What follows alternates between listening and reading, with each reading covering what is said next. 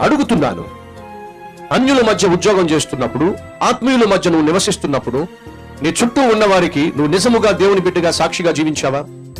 లేక నీ చుట్టూ ఉన్న వాళ్ళు నిన్ను చూసినప్పుడు వీడు కూడా ఆత్మీయుడైనా, ఈమె ఒక ఆత్మీయురాలైనా, ఇతను ఒక క్రైస్తవుడైనా, ఇలాంటి వాళ్ళు క్రైస్తవ్యంలో ఉండకుంటే బాగుండేది, ఇలాంటి వాళ్ళు బైబిల్ పట్టుకోకుండా ఉంటే బాగుండేది అనేటటువంటి జీవితాన్ని ఒకవేళ ఈ సంవత్సరము మనము జీవించినట్లయితే సిగ్గుపడాలి, ప్రభువు సన్నిధిలో పశ్చాత్తాపడాలి.